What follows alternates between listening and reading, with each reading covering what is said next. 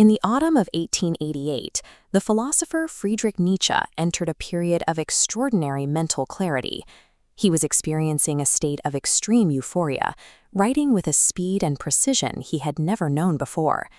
This surge of energy was a physiological warning sign, the medical precursor to the catastrophic and permanent psychological collapse that would strike him down just weeks later. In that narrow 3-week window of lucidity, he wrote his autobiography, Ecce Homo. He was driven by a deep anxiety that his legacy would be distorted.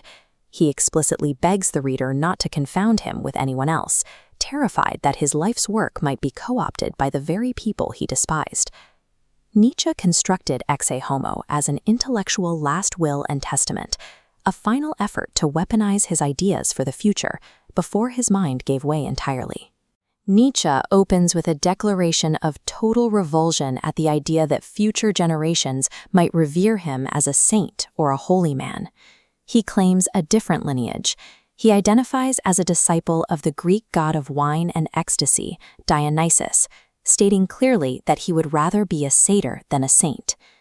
His primary mission is the overthrow of what he calls idols, the ideals, moral systems, and universal truths that humanity has blindly worshipped for millennia.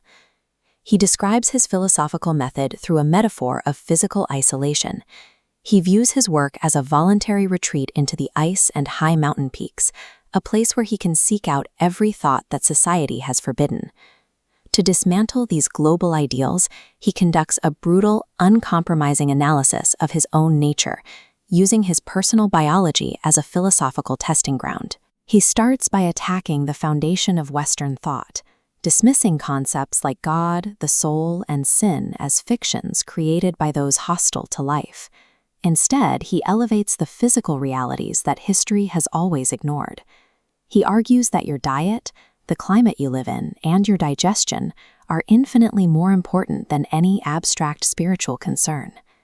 Even his own lifelong battles with severe physical pain were clarifying forces. His illness stripped away his romantic illusions and forced him to discover actual reason. This leads to a stark conclusion. To Nietzsche, truth is a biological state of health and absolute vitality, while traditional morality, which demands the denial of instinct, is simply a symptom of physiological disease. Moving into a review of his bibliography, Nietzsche treats his past books as a catalog of weapons and strategic maneuvers in a lifelong intellectual war. He begins with his first major work, The Birth of Tragedy.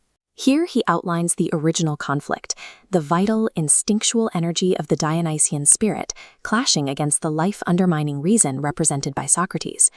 Moving to Thus Spake Zarathustra, he points to the immense ambition of the text.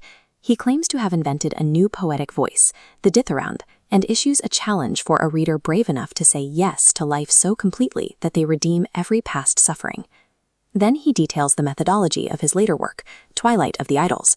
He describes this as the act of philosophizing with a hammer, tapping on the old, eternal truths of mankind just to prove how hollow they sound inside. He ultimately admits that all these writings were simply bait.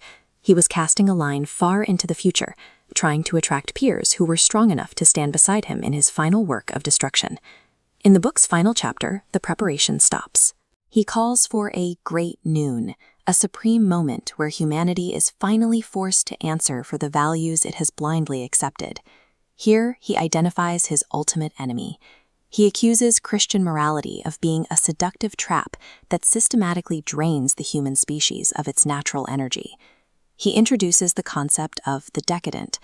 These are the physiologically weak who, out of resentment, invent a moral code of self-renunciation, successfully weaponizing altruism to chain down the healthy and the strong. His demand for a transvaluation of all values functions as an urgent biological intervention, a desperate attempt to cure humanity of a moral vampirism that rewards weakness and punishes strength. In his final pages, Nietzsche comes to terms with his own historical weight. He declares that he is no longer a man, but dynamite, destined to cause ideological earthquakes that will blow the old social order into space. He distills his entire worldview and the ultimate conflict of human history into one final, defining battle cry: Dionysus versus Christ. Weeks after writing those words, his mind broke completely. The inevitable fallout of a mind that deliberately turned itself into a bomb to leave a permanent crater in Western thought.